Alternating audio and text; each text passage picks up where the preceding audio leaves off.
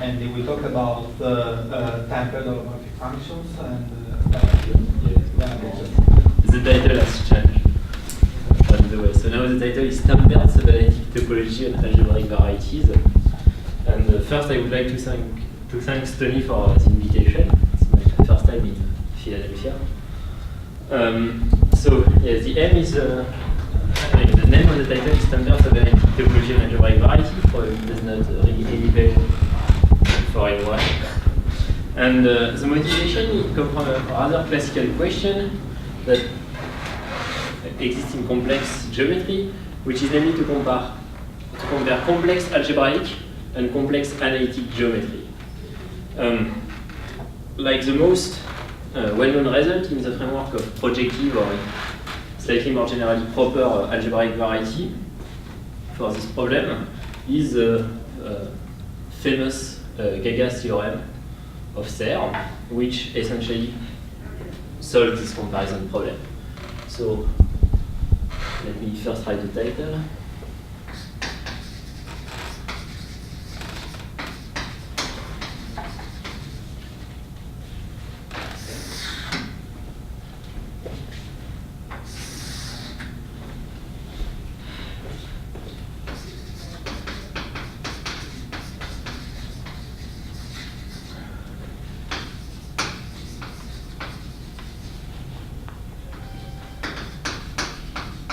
So as I was saying, the problem is to compare algebraic and analytic object. And namely, this question usually means that you want to know when an analytic object comes from an algebraic one, when something is the analytification. That's usually the hard question. It's not difficult to produce an analytic object from an algebraic one. So this type of question is more or less completely solved in the case of projective or proper algebraic variety, that Gaga theorem by Serre and plus its enhancement by the Grothendieck school.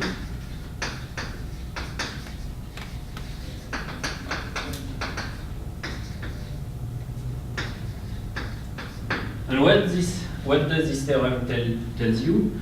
It tells you that if you take X an algebraic variety, you can analytify it. Namely, you can turn it into a complex, an analytic space, or if it's smooth, a complex manifold by, roughly speaking, saying, okay, it's a patching of zero of polynomials. This zero of polynomial can be looked at as zero of holomorphic function. And then you glue everything together and you get a complex manifold, since complex manifolds are, roughly speaking, locally zero of holomorphic function. So this theorem tells you that the category of coherent, the abelian category of coherent OX module is equivalent to the category of coherent analytic OX module.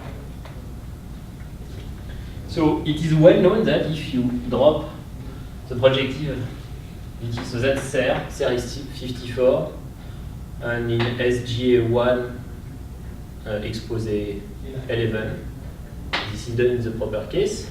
I don't know, probably late 60s. If you drop the properness assumption, like this theorem does not hold, and it's more or less obvious to construct comparison. So you can ask yourself the question, can I prove Gaga without the properness assumption? Like, you have to trade the properness assumption against something else. Otherwise, it's clear you cannot, since you have a comparison. So what you want to say is, the question is, can we say something in the non-proper case? Is there some algebraicity result in the non-proper case? So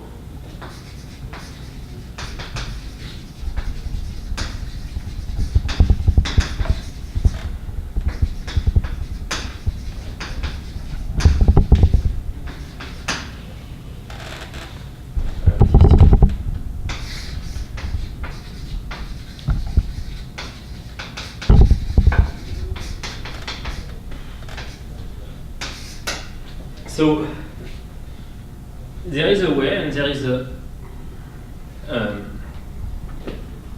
what you can do is to replace the properness assumption by gross condition on the holomorphic function you will consider. So roughly speaking, so right now I'm very sketchy and I'm hand waving, but then I will be more precise.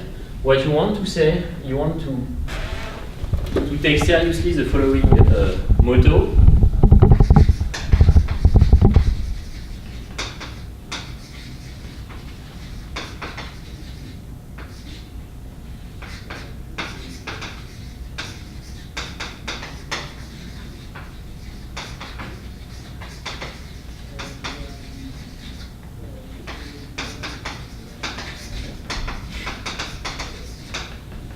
So essentially, you are saying holomorphic algebraic geometry is made of objects which are analytic but does not grow too fast at infinity.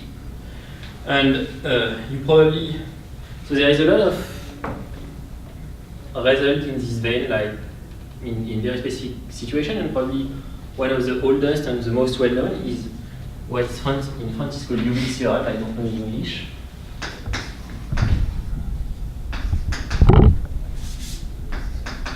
And which is an instance of this type of line of thought.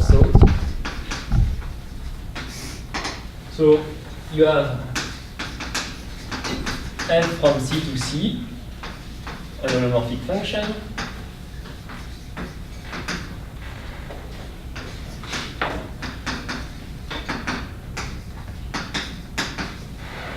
Such that there exists A, P in R and K in N, such that for every Z, every Z, f of Z is smaller or equal to A times Z to the K plus B, then F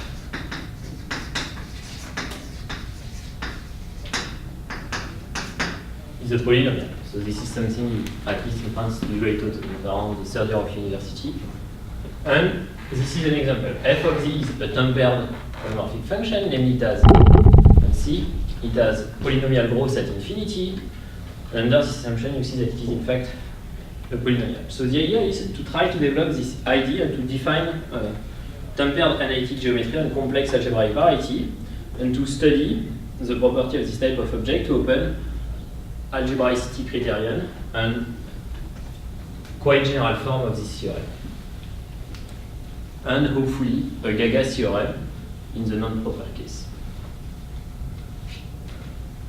So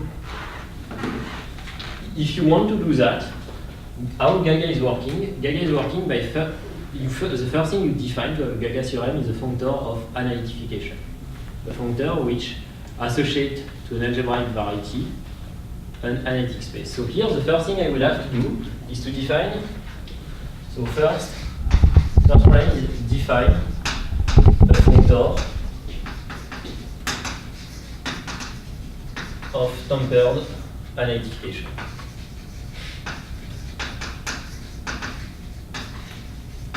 And I have to tell you what it means because there is no notion of tempered space or whatsoever. The first problem you encounter when you try to think along this line is that this type of condition, gross condition, is not local in the usual topology. Like shifts, it's not like a priori, it's not a shift theoretic notion. Like a gross condition usually does not do. And it's not, as I was saying, it's not local in the usual topology. But this problem can be taken care of by using either subanalytic sheaves, the theory of subanalytic sheaves due to Kashiwara and Shapira. So keywords.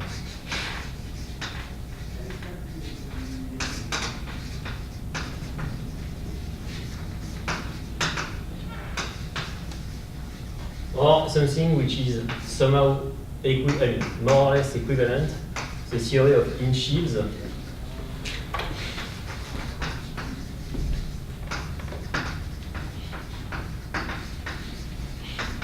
Of Kashiwara-Shapira. I will not explain, more or less, not explain any proof because they rely deeply on this theory.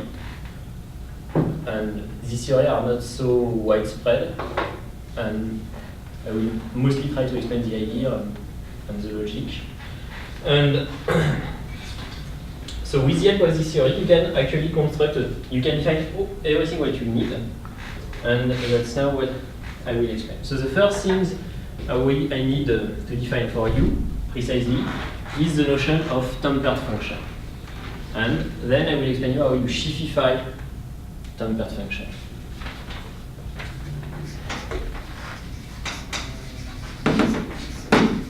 So the moral is, so here, essentially the idea will be to replace holomorphic function by holomorphic function with polynomial growth, show that they form a sheaf, and show that to any algebraic variety, you can associate some kind of space endowed with a sheaf of tempered holomorphic function holomorphic function tempered at infinity. So first definition. Yeah, the other techniques which are used in addition of that, what is called subanalytic geometry. And I will try to explain what are these objects. So let's be slightly more precise. So what is a tempered function? So you have M, a real analytic manifold.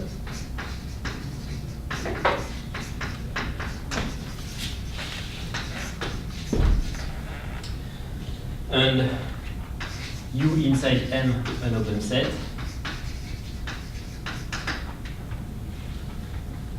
And F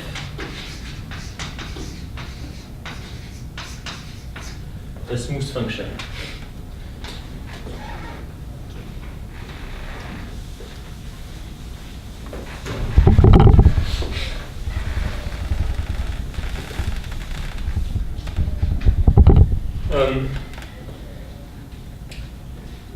So the function f has polynomial growth at P in M. P is not in U. I insist on that. P is in M.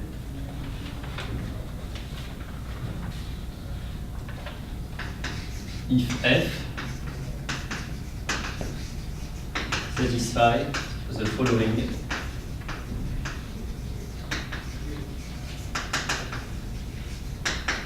conditions.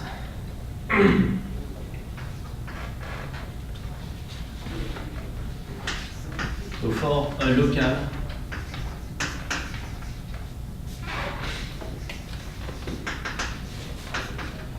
coordinate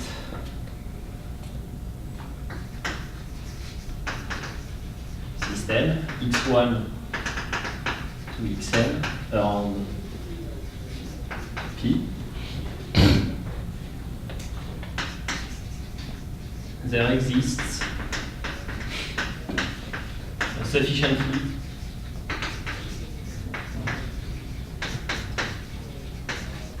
small compact neighborhood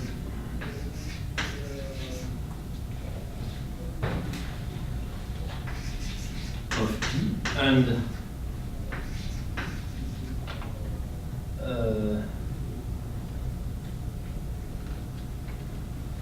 an integer. I think in English it's non-negative instead of positive. A non-negative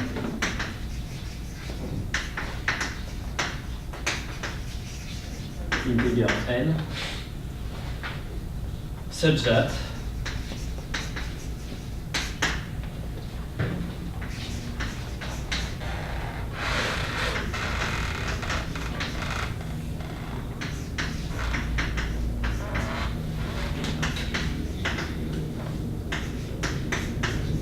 the distance to the complement of U inside K. Here I mean that I have intersected U with K.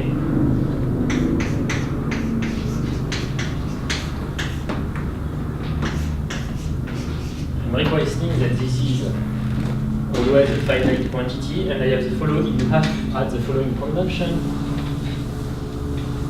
So first, with the distance, it's just the pullback. I mean, you go in a chart and you use the Euclidean distance, and the choice of the distance is not very important. More or less any distance which is Lipschitz equivalent to the Euclidean distance when you use the same theorem. Locally, Lipschitz equivalent is sufficient.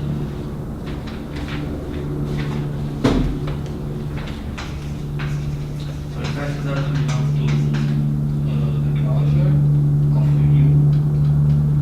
I will. No, in fact, the only problem is when P is in the boundary of U. If it is inside U, there is no problem. If it is not in the closure, nothing will happen. And where you have to care is when P is in the boundary. But you don't want to make this distinction because otherwise it's becoming very technically speaking.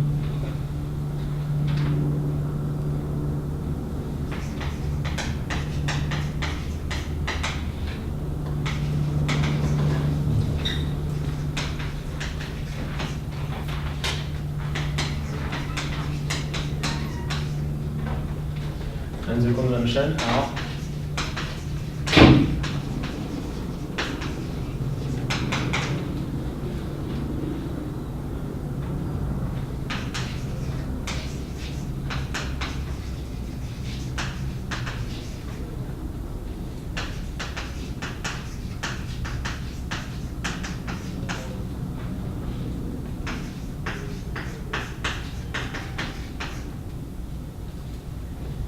so this is the definition of having polynomial growth at P. You have the function has polynomial growth if it has polynomial growth in every point of n.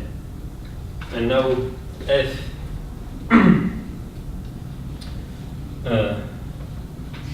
f is tempered as P if f and all its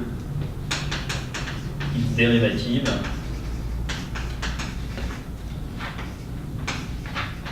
have polynomial growth at P. And say something is tempered if it is tempered at every point of n. So now a few remarks, and then so this is a technical definition. I mean, it's not the most intuitive definition, but it has the advantage of a definition which is clear, which is local, and that will globalize rather well. And now a few remarks. So here I have given the definition for a smooth function. What is a tempered holomorphic function?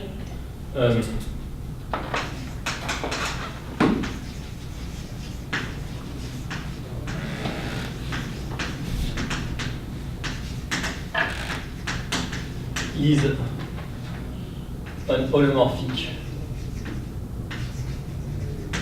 function which is tempered as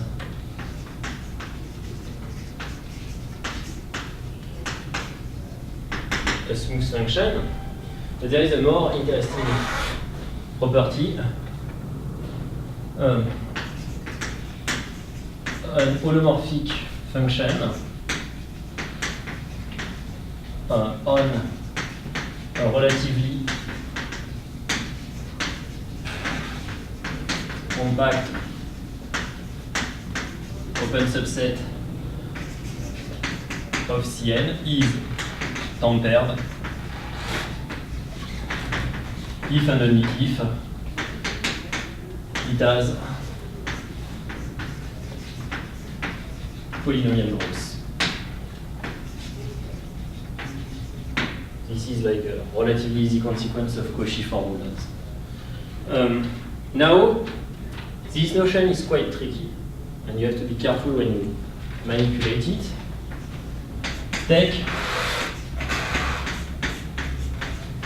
the puncture open ball of radius 1 and think of it as an abstract complex manifold.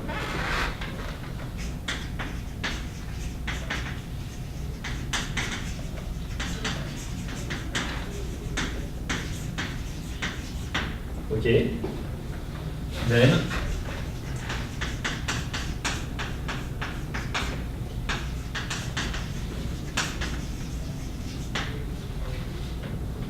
is tempered because you don't have any boundary in 0, so you cannot see what happened. You have to be a bit careful, and that means that when you take restriction to subspace, when you construct things, you have to be extra cautious because you can very easily make mistakes. So now, let's try to reformulate that in a maybe more geometric and more intuitive formulation in the special case of an open subset of Cn. I mean, basically, you are just saying that any holomorphic function of any complex manifold is tempered. Sorry, what? You are saying that any holomorphic function of any complex manifold is tempered with this definition. Like if I don't specify an open subset. If you take The whole manifold. If you take the whole manifold, everybody is tempered. That's the problem. Like on C, exponential of Z is tempered.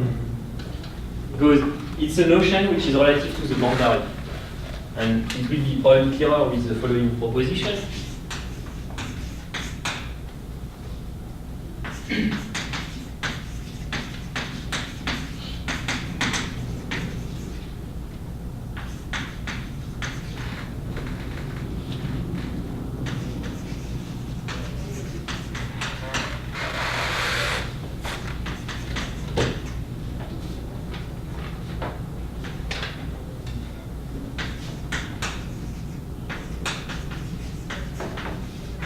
So I will abbreviate growth like this. As polynomial growth on U, if there exists C and M in R plus, I mean, you can take M to be an integer, it's not very important.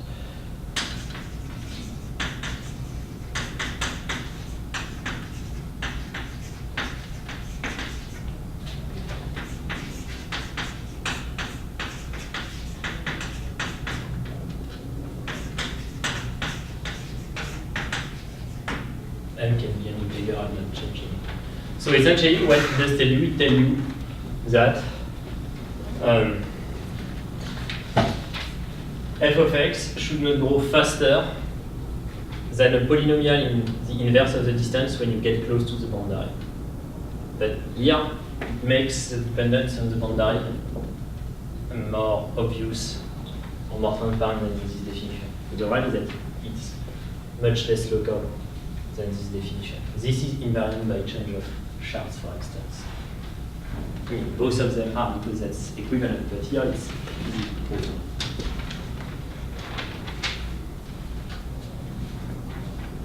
So the next step now is to construct the sheaf of tempered holomorphic function at infinity. You see, because with this definition, you don't see what happens at infinity. It always works on relatively compact open sets, so typically in this situation.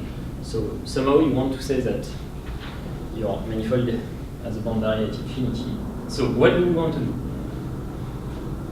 We want to construct the sheaf of holomorphic function tempered at infinity, so let me summarize what we have to do.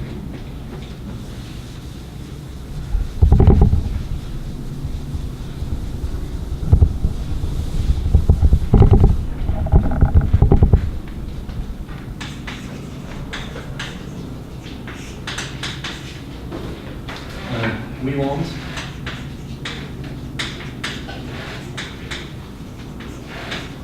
holomorphic function tempered at infinity, and two,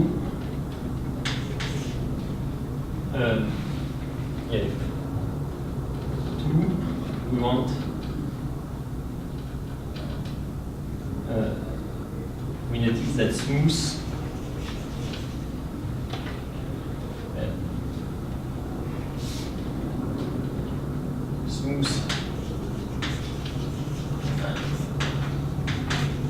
tempered functions do not form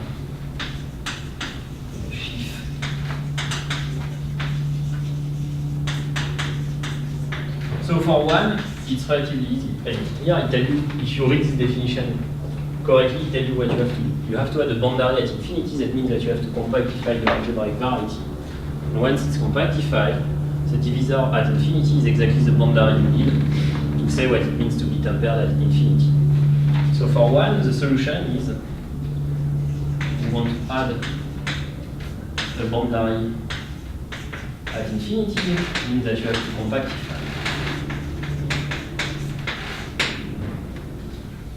The second one is slightly more tricky. So we want to localize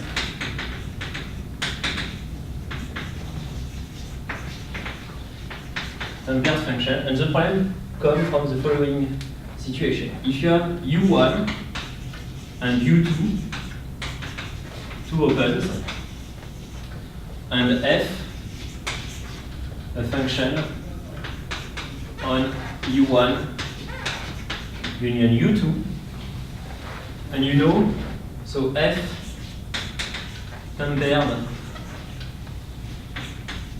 on U1 and on U2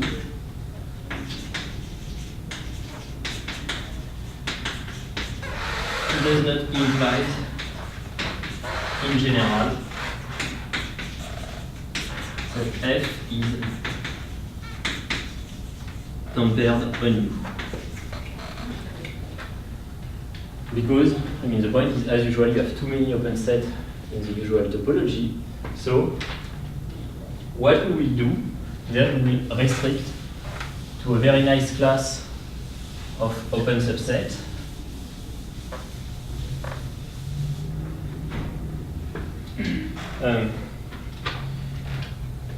The solution is restrict to sub-analytic open set. So I won't give the whole definition of that because it's a bit long, but the idea is they are more or less constructed as follows. You're on a real analytic manifold. You look at inequalities, large or strict. Let's construct all the sub-analytic sets. You look at inequalities, large or strict, between real analytic function. And then you take all the finite intersection and all the finite union of these sets. Here what you get are semi-analytic sets. And now you take, let's say, your real analytic manifold, M, and you look at M times Rn. And in M times Rn, you look at projection of relatively compact semi-analytic set. And then you close everything by union and intersection. And these are sub-analytic sets. So it's a slightly larger class than semi-analytic set. Nonetheless, sub-analytic sets are not stable by projection. The only thing which is okay is to project a relatively compact sub-analytic set. Otherwise, it's not sub-analytic anymore. Roughly speaking, you can write them as locally finite union of real analytic submanifolds. Okay? So what is not, so everything you can think of instantly will be subanalytic. What is not subanalytic, for instance, is something like that.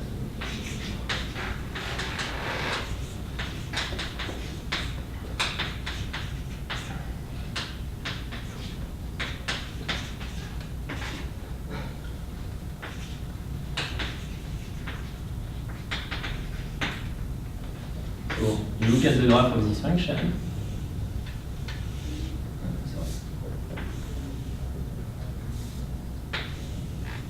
Something like that. This function is not real analytic in 0. And so it means that if you, for instance, take what is strictly below the graph, it will not be subanalytic. Because it will have to be subanalytic in the boundary, and the boundary is not subanalytic. So we are getting rid of this type of guys. And why are we getting rid of this type of guys? Because there is the following lemma. So I don't know to whom attributed precisely because in some text I have seen it had been proved by Hironaka, in some other I have seen that it was proved by Malgrange and Zasevich. So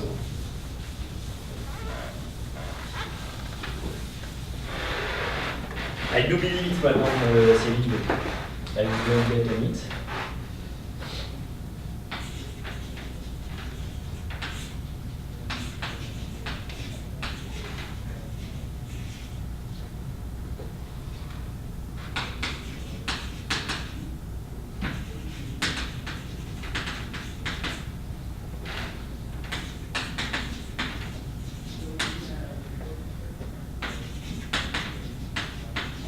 So R6 for relatively compact.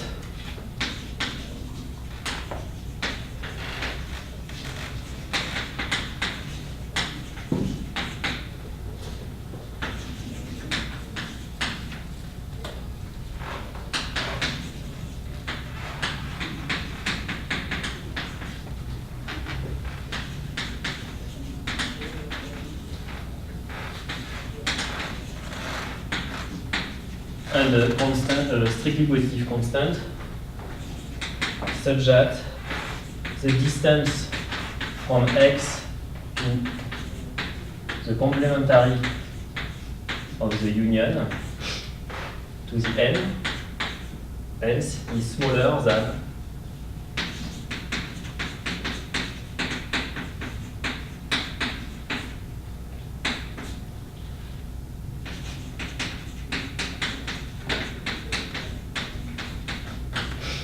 So what does it tell you? It tells you that you can control the distance to the boundary of the union by the distance to the boundary of each piece. Typically, it will not be possible for this type of guy. So that's always the same example. You take the symmetry of that with respect to the x-axis. So you get something like this. And you take now what is above the graph.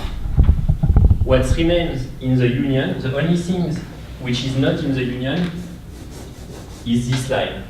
Here, when you go close to 0, you have an exponential decay rate, whereas when you have taken the union, in each open it's exponential, you can go as fast as exponential, whereas when you have taken the union and you move along this axis or everywhere, it can only be polynomial in the distance. So subanalticity rules out this type of situation. Is there some exponent missing? No. Exponent 1 to have the n? No, there is an n. Such that it holds. You don't have the choice on the n.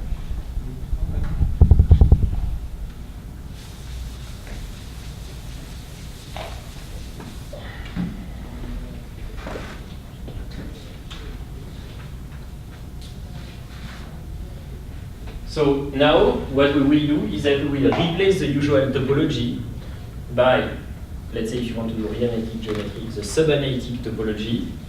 So it's just made of, it's a Grothendieck topology. In fact, it's slightly more, it's what's called a T topology, or T space.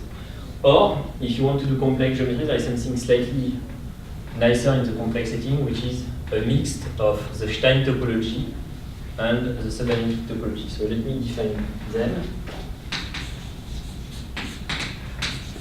So M.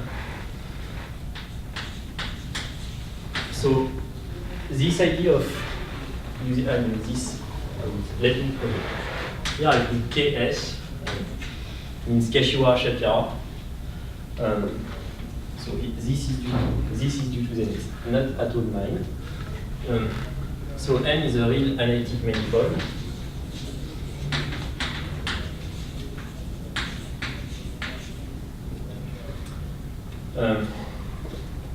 And we consider the category. So the object are relatively compact, sub-analytic, open set.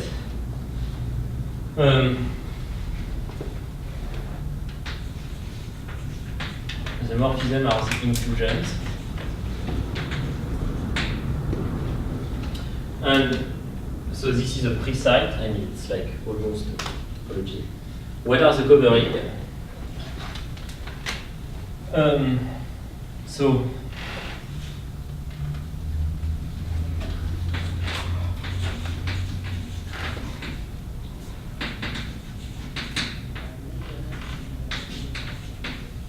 a family UI of objects of is a covering of U, I mean of an open subanalytic set if there exists J inside I finite such that U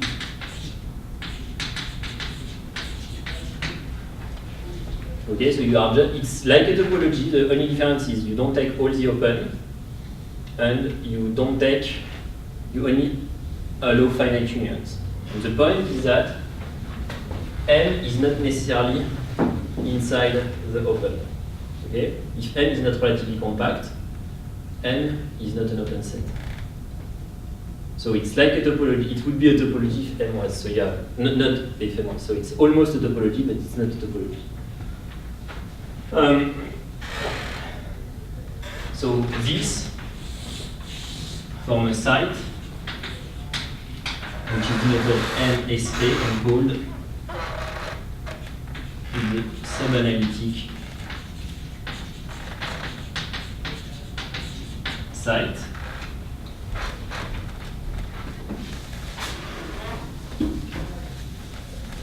So, like one reason you don't want to allow infinite covering is that if you are allowing infinite covering, you will not be able to say that something which is, I mean, if you have if you are tempered on an infinite covering, there is no reason that you are tempered on the union. So. In the definition of subanalytic, you have only a finite number of connected components. Indeed. So you need to take only finite unions. Otherwise, you have no. Yeah, it's not even stable by. Moreover, it's not even stable. Yeah, the second thing. So, I mean, the first one is due to Kashiwara-Shabira, the second is due to Shabira.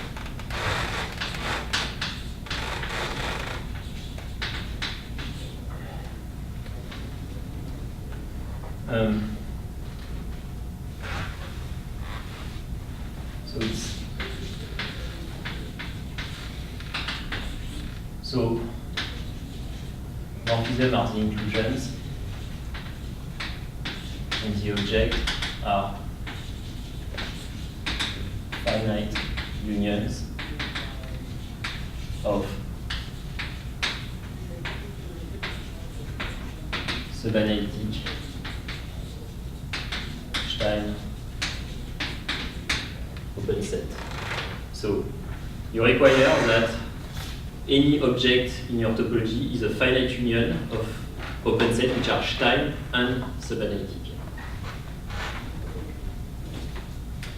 An example, an algebraic variety, any Zariski open is like that. I mean, sorry.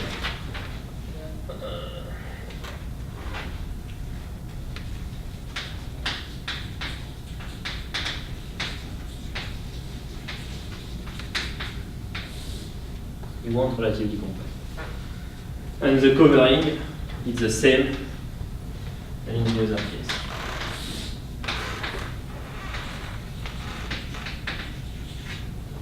Doesn't change. So here, so some property, you have a morphism of site from M endowed with the site associated with to the usual topology to the subanalytic site, and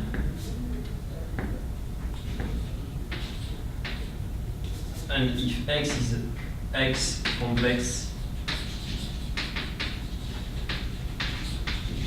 initial, here it's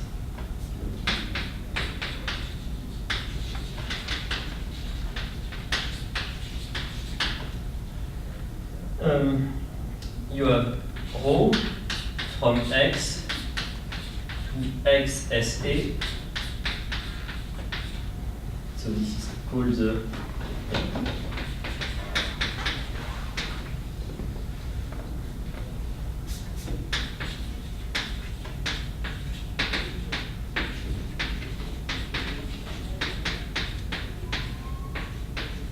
so this is the sub-analytic Stein site from X, it's near the XSAS. And you have this sequence of morphism of site. In fact, you have something which is slightly better, and I mention it right now because in the end it's useful. You have a notion in the literature of what is called the T-space. So it's something slightly weaker than topological space. Here, the T-space associated to this site is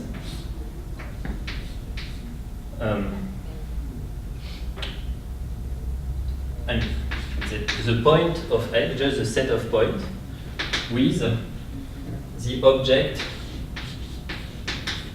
of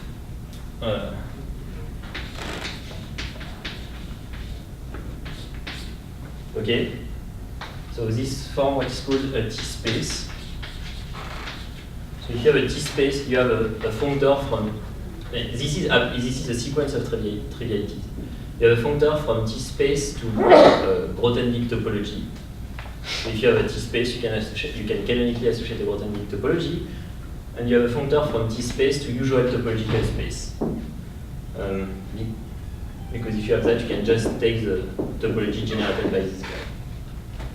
And just keep it in the corner of your mind, it will be useful at some point. So now, let's say some more substantial thing. So, théorème du Cauchy-Warren-Shapira.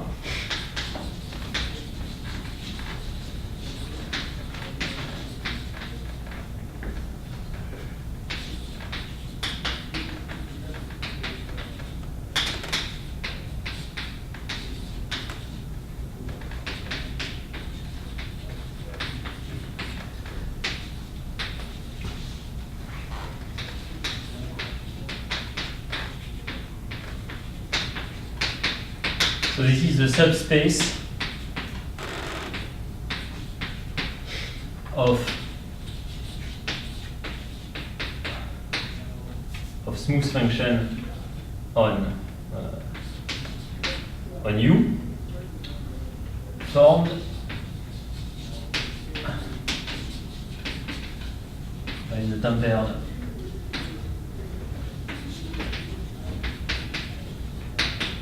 functions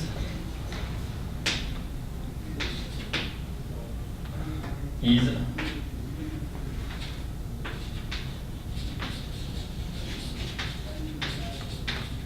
a sheaf on MSA. So this guy is a sheaf. And this would work with, for instance, tempered distribution, Whitney functions, whatever you can think of, not whatever you can think of, but many things will sheafify on this guy. So the corollary of that, which is not in Cauchy-Warren-Shapira, but more or less trivial, it's totally trivial in fact.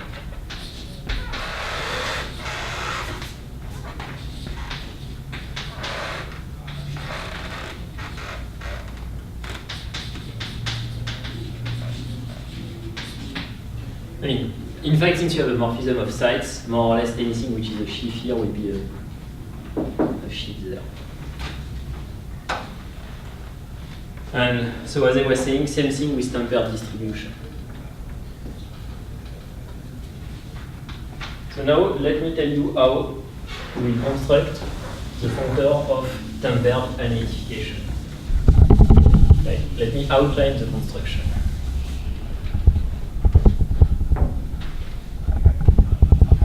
I mean, first, yeah.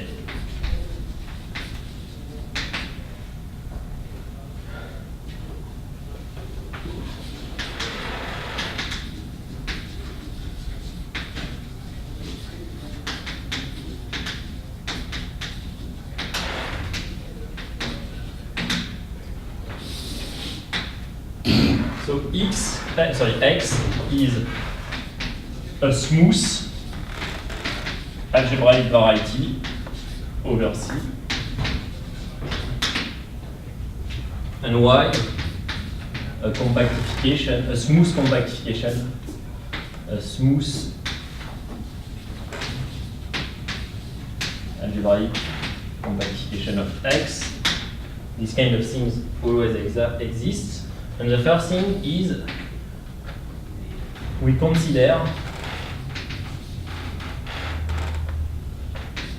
Y, I mean the subanalytic site on Y. More precisely, you analytify Y, because you want to be able to speak about analytic object, endowed with the SAS topology. Now, so here, I'm putting a lot of technical difficulty under the rug. When I say it's correct, but it's hiding a lot of problems. So, the second thing is you consider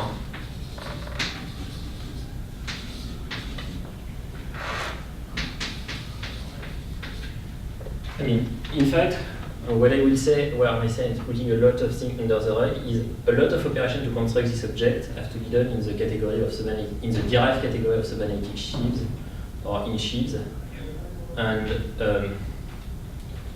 like if you to get really even nicer constructions than what we will get here with better property, you would have to work like with infinity ring and things like that. Here I'm taking like it's a first step. It was like a kind of test to see if this type of notion was giving something.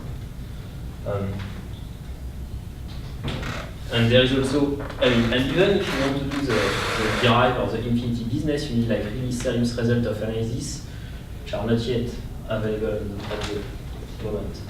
So you consider this sheaf on Y, and you know that d bar acts on it. Okay? D bar is a differential operator with constant coefficient, so it will not mess with the cross condition.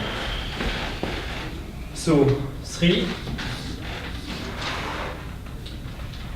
you look at this, at this morphism of sheaf.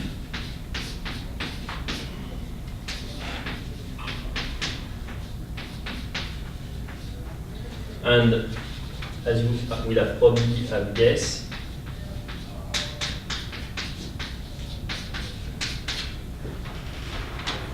you pick the functions which are holomorphic and tempered. This is not the correct construction. It's a construction that works here. It's not the one which will be in the paper. So now you have to define the tempered site. So X tan is a site induced by Y-SAS on X. Okay? We take the Grothendieck topology induced on X by this guy. And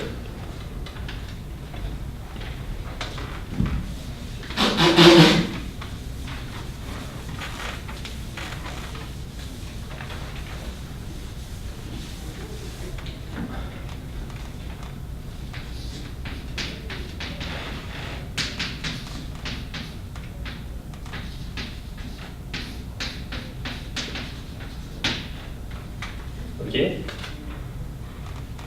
So you have, okay, here I will be, here what I really mean by X tan now, I will be, sorry, by this, if I underline it,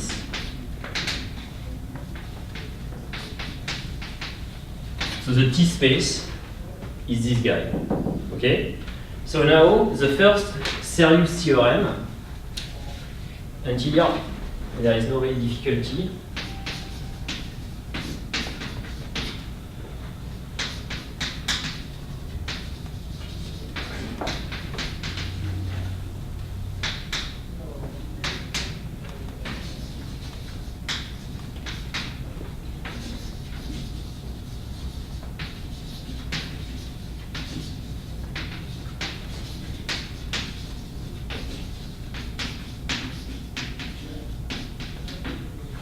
is independent of the choice of the compactification.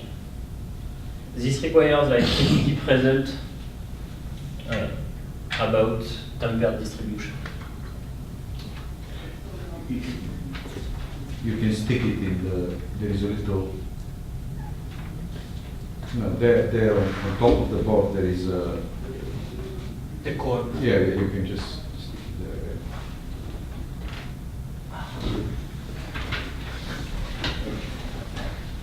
So this is so it does not depend on the compactification. So here maybe one comment. Since we have compactified x into y, we know that when it goes to infinity, like when it goes close to the divisor as infinity, the holomorphic function in this guy grow polynomially. So now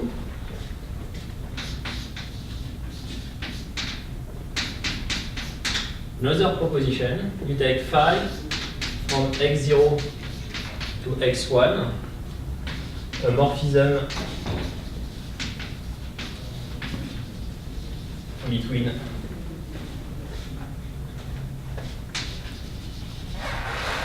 smooth algebraic variety, using smooth algebraic varieties. So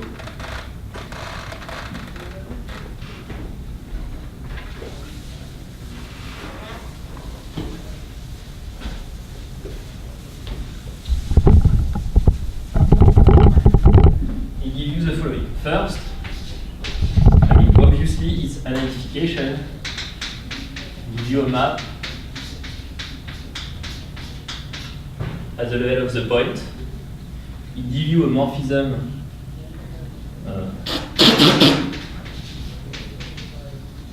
of site.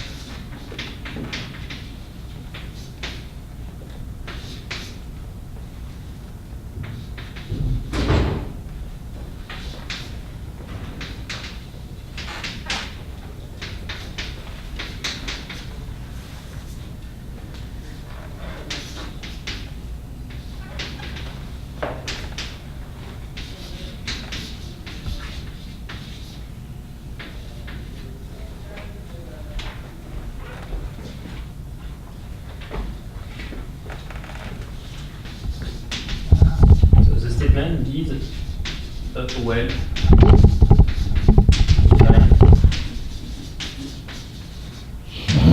morphism of ring in space. So this is the fact that it is well defined is trivial. Here you have to prove that this guy preserves the subanicity, which is easy, and preserves the fact that every open is a union, is a finite union of Steins. I mean, this is not what requires some work is these things. You have to show that if you take a tempered holomorphic function here, and you precompose it by the identification of phi, it's still tempered. This is achieved by using Lozasiewicz inequality and technique of subanalytic geometry. This is really the part that requires some work. It's not like so hard, but it's not totally straightforward.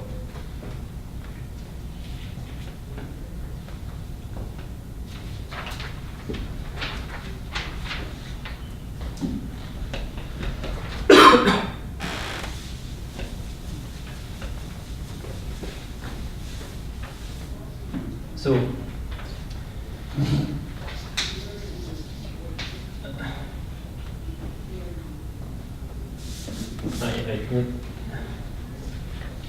So we have theorem.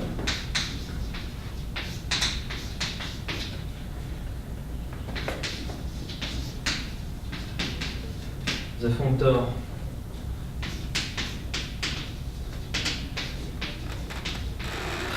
so that goes from smooth variety over C to the category of tiering space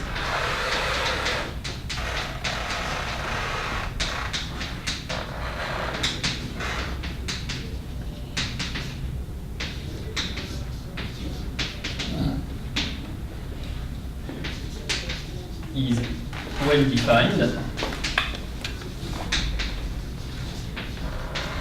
and called the functor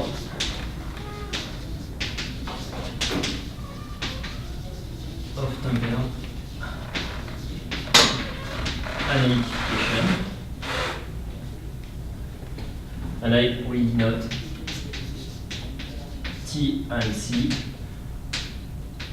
the category which is the image of first result about this functor. You construct a functor of, what you call the functor of analytification. So the first question is, what is the relation with analytification?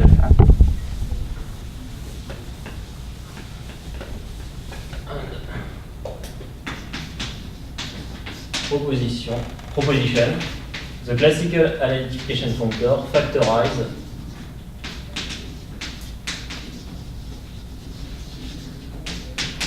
through tempered analytification. I'm not telling you how to construct the other, it's not interesting, but it exists. So now, the question is, what is the relation between OX and this guy? So there is a morphism of site that goes from Tn to X with the Zariski topology, and you have the canonical morphism of ring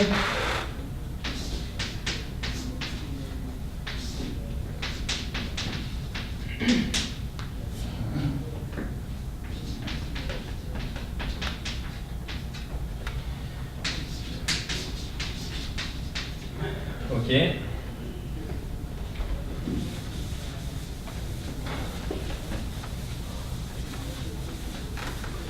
And you get the following theorem. So L stands for Liouville. L is an isomorphism. This is proved by using technique of moderate cohomology. So this guy is an isomorphism, corollary.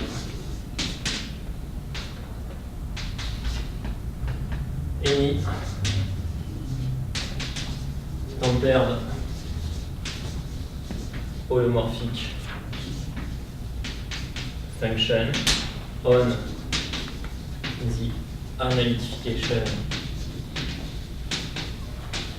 of Zariski open is the analytification is, let's say it like that, is regular. It means that if you have something like that, if you have an holomorphic function which is tempered and defined on a Zariski subset, on Zariski open, then you can find an algebraic function which, when you analytify it, gives you this holomorphic function. So now, like the hardest things to prove in all what I have said, and that I know how to prove, that's very different.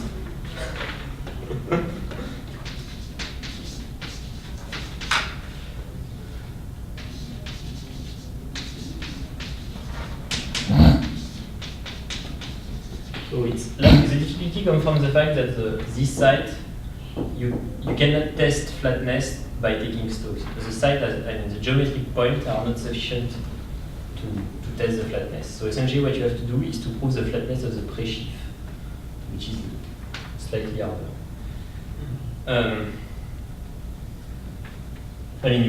So now I promised to speak about Gaga. Can I have 3 more minutes? Sure.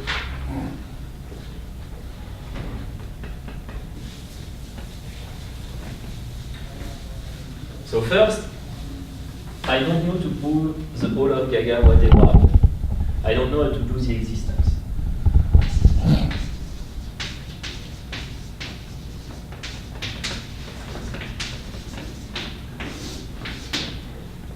So first, we have a functor.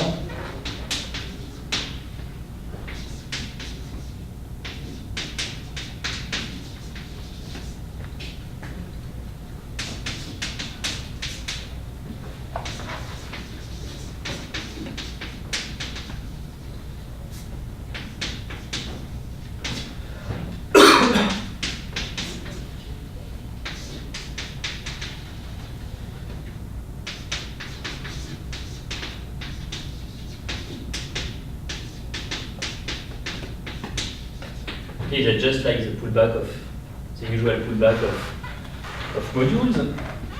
So by the flatness, we know that this guy is exact.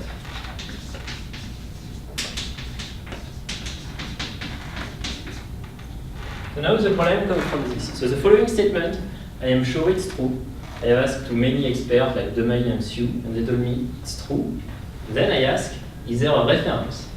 And the answer is, no, it's written nowhere.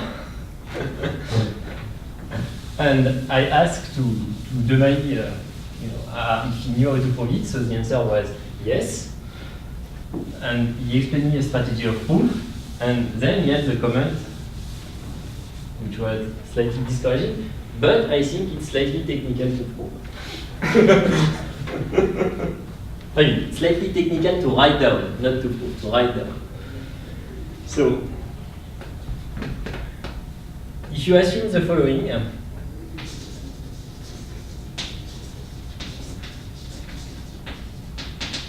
I mean, I know this result in plenty of cases, so I'm not, I mean, besides the fact that,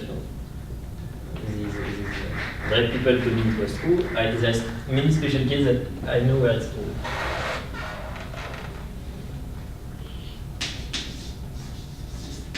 So what is the result? You have U, a relatively compact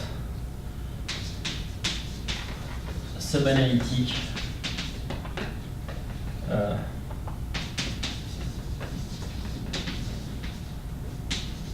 pseudo-convex open subset of Cn. Then the complex. So the complex is just Dolbeault on the subanalytic side, let's say, but with tempered coefficient. You take the usual Dolbeault, but you replace smooth function, smooth form, by smooth function.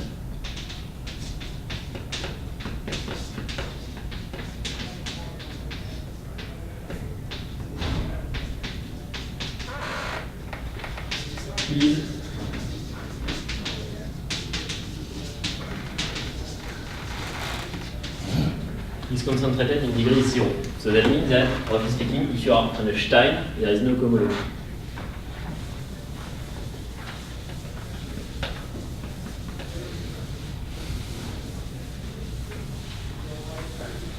So if this is true, you get the following upgrade, is that OX is isomorphic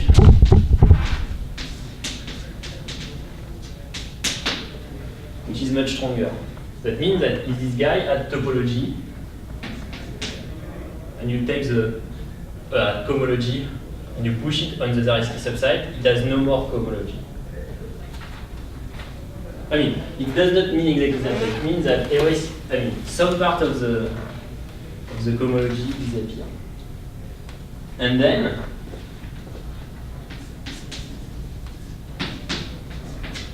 I would be happy to delete.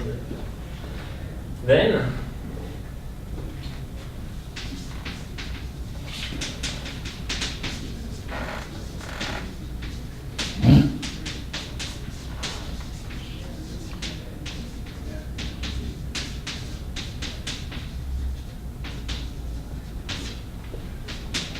is fully faithful.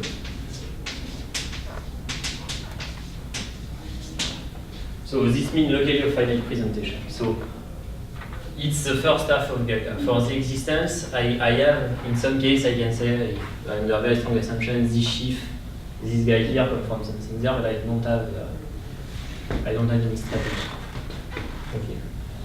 So yeah, one more comment. So one interesting question is to know if this guy is coherent or not. I don't know. It seems to be hard, and the difficulty seems to come from what happened at the boundary. If you take an open, it's tricky. So thank you for your attention. Thank you.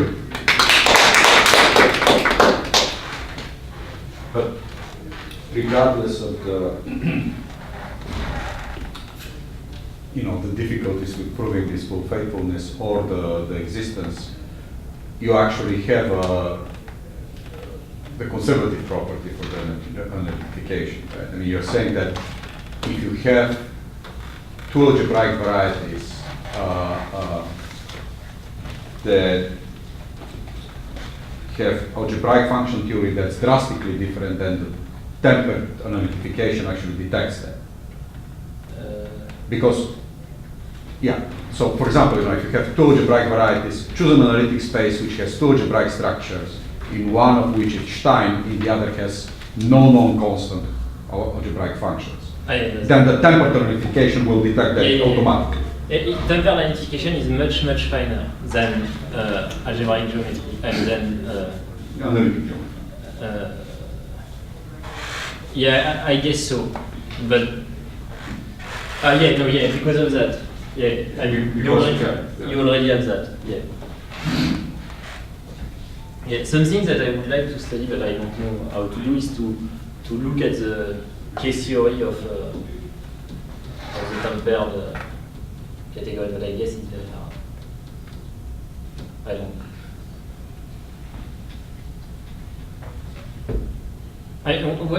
I would like to know if, you have this tempered object, and if you can get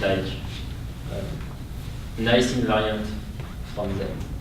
And there is no chance of having some kind of an Oka theory for tempered unidentification because you don't have enough points.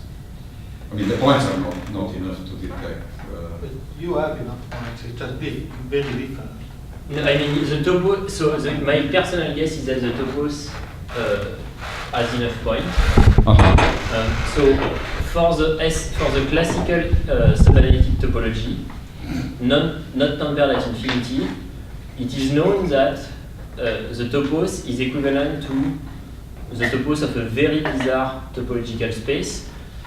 And I don't remember exactly, but the point corresponds to something. I would have to check. I mean, you have to take very carefully what I said, but to sectors or things like that. So you just checking on usual point is not sufficient, but on the subanalytic topology, there is a complete description of the other point, and you essentially construct them by using ultra filters. It's not that hard. Here, I guess in the case, and this is a reality thing. Here, I guess it's even easier because it's on something algebraic that comes from a compactification. So my guess is that using, so in higher topos theory, there is, in the topos part, there is something that, there is this notion of Heyting algebra. And if you are able to compute the dimension of the Heyting algebra associated to a topos, or to a, let's say, a site, you can get a bound on the dimension of the topos, and the cohomological dimension of the topos. And I also think that if it is finite, it implies that the topos is hypercomplete. So here my guess that is using these Heyting algebra techniques, you can get a bound on the dimension of the tempered guys, and you can also know that it is hypercomplete. And I do guess, but you have to be careful because there is this extra Stein condition which might cause problem. But I do guess that the extra point that you need to add are not, can be described.